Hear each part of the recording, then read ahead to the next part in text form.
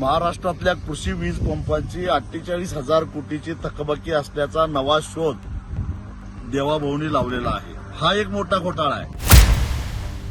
ती उरलेली सगळी वीज शेतकऱ्याच्या नावावर टाकायची, चोऱ्या सगळ्या शेतकऱ्यांच्या नावावर खपवायच्या आणि शेतकऱ्यांनी एवढी वीज वापरली असं रेकॉर्ड तयार करायचं, असं गेली अनेक वर्ष चालू आहे. शेतकऱ्यांचे 48,000 कोटी रुपये माफ केले असं सांगायचं आणि त्याच्यामध्ये सगळ्या ऍडजस्टमेंट करायच्या, याची पहिल्यांदा चौकशी झाली पाहिजे अशी माझी मागणी आहे. राज्यातील शेतकऱ्यांच्या शेतीपंपाच्या 48,000 कोटींच्या वीज बिल माफीवरून माजी खासदार राजू शेट्टी यांनी सरकारवर जोरदार हल्लाबोल केलाय.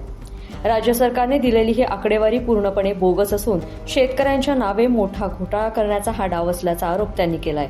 हा कथित गैरव्यवहार 70,000 कोटींच्या सिंचन घोटाळ्यापेक्षाही मोठा असू शकतो असा संताप राजू शेट्टी यांनी व्यक्त केलाय.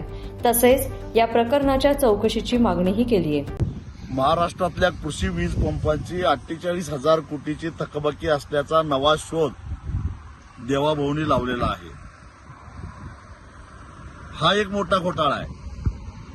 याचं कारण गेली अनेक वर्ष महाराष्ट्राचं ऊर्जा खातं आणि त्या ऊर्जा खात्याच्या अंतर्गत येणारे महापारेषण असेल, महाजनको असेल, महानिर्मिती असेल, या सगळ्या कंपन्या त्यांच्याच नेतृत्वाखाली काम करताना दिसत आहेत.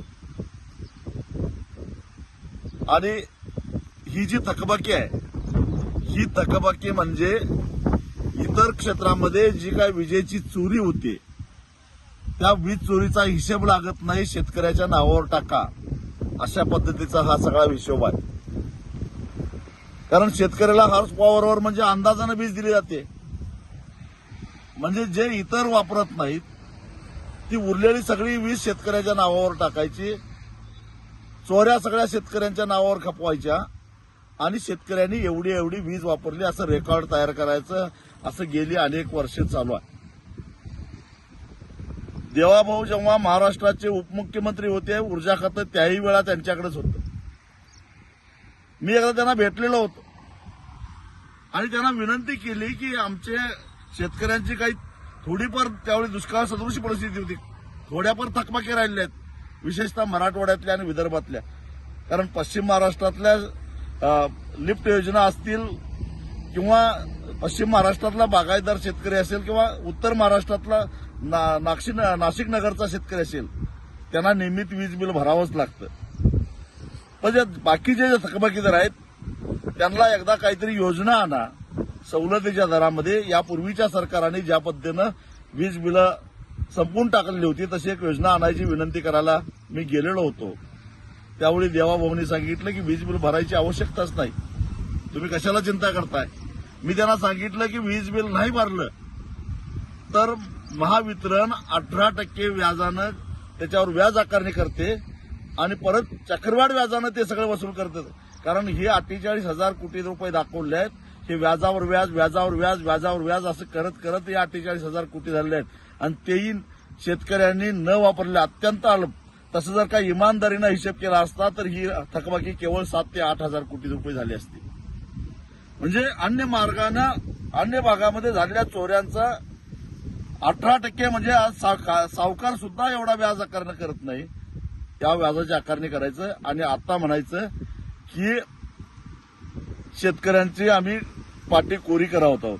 मुळामध्ये शेतकऱ्याच्या पाठीवर तुमच्या घाणेरड्या खडून तुम्हीच लिहिलेलं आहे, तुम्हीच घाण केलेली आहे आणि त्यामुळं शेतकऱ्याची पाठी स्वच्छ करून द्यायची जबाबदारी तुमची आहेच. पण नाव शेतकऱ्यावर घालू नका. कारण अनेक घोटाळे, जसं 40-42 हजार कोटीचा शक्तीपीठ महामार्ग 1,10,000 कोटीला करायचा आणि त्यातनं पैसे काढायचे, त्याच पद्धतीनं शेतकऱ्यांचे 48,000 कोटी रुपये माफ केले असं सांगायचं आणि त्याच्यामध्ये सगळ्या ऍडजस्टमेंट करायच्या, याची पहिल्यांदा चौकशी झाली पाहिजे अशी माझी मागणी आहे.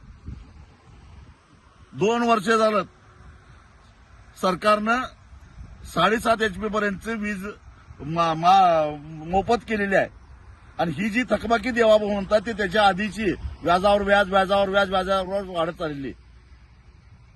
ही पाटी कोरी करताय म्हणजे शेतकऱ्यावर काही उपकार करत नाही. या ऍडजस्टमेंटची खरं तर चौकशी व्हायला पाहिजे.